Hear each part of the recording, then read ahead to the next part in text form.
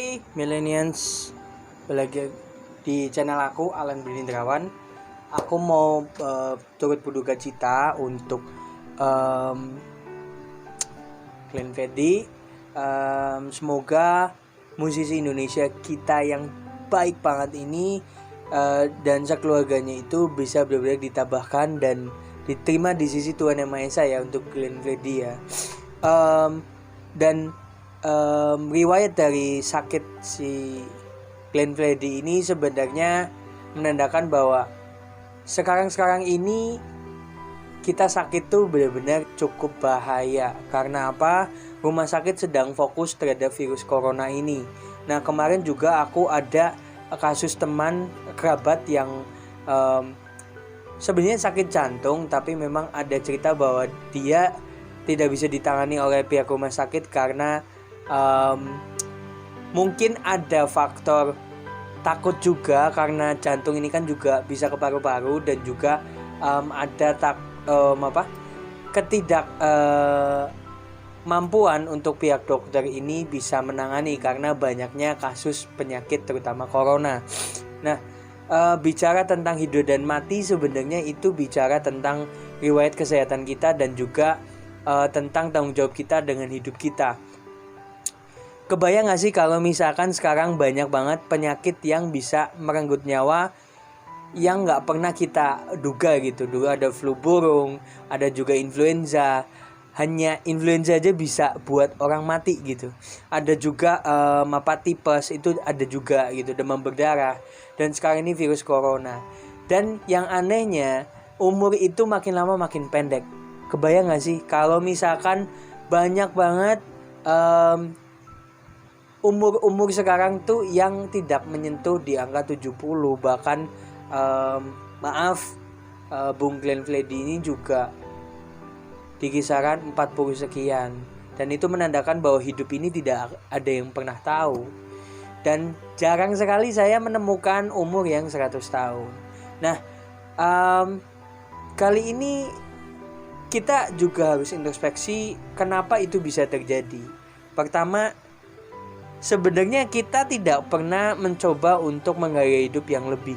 Pada saat kita punya segalanya, kita jarang mengingat yang di atas.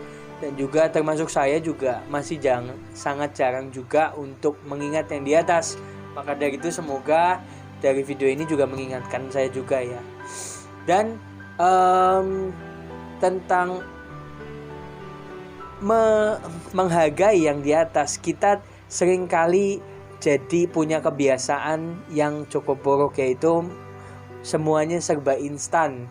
Dan semuanya itu bikin kita jadi mabok ya. Contohnya kita mabok dengan virus-virus untuk bersosial media. Kita yang penting posting, tapi sebenarnya kita melakukan sesuatu yang gak baik buat tubuh kita. Contohnya, nggak semua orang tuh bagus minum kopi, tapi kenapa ada orang yang posting kopi yang sebenarnya dia hanya memenuhi berada di sosial media dia. Dan yang kedua, makanan cepat saji itu mempersingkat umur kita karena mereka punya segudang racikan bumbu dapur yang pelezat makanan itu sebenarnya banyak pengawetnya.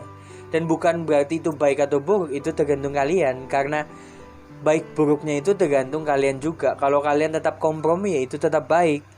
Dan yang berikutnya adalah setelah kita juga serba instan tentang apa yang kita konsumsi itu dari makanan ya, itu pikiran juga sama.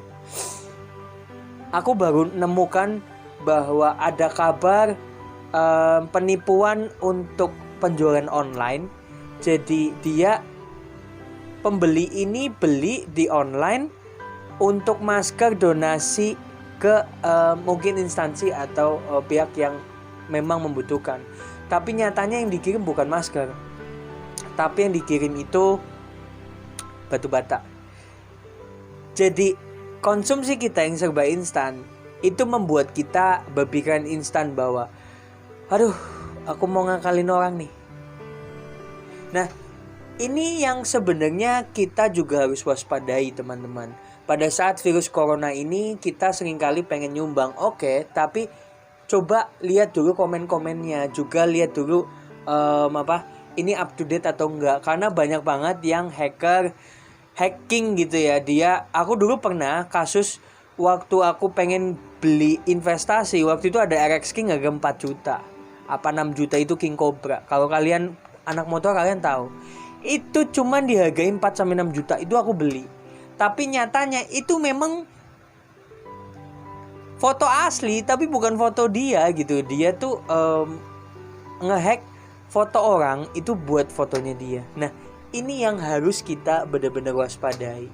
Dan dari konsumsi makanan dan juga konsumsi pikiran kita, yang terakhir itu ada kasus si narapidana yang diasimilasi perjanjian bahwa menempuh hidup di luar tahanan itu dalam pantauan, itu malah melakukan pencurian lagi.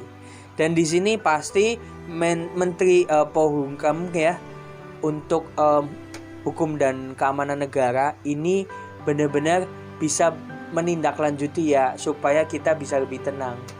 Dan terakhir saya juga bicara tentang himbauan kita, jangan berpikir kita juga bisa terjadi kerusuhan 98, karena untuk berkumpul aja kita bisa kena sanksi gitu, apalagi untuk benar-benar mengerahkan massa itu nggak mungkin. Jadi orang mengerahkan massa juga mereka akan berpikir, aku takut kena virus gitu.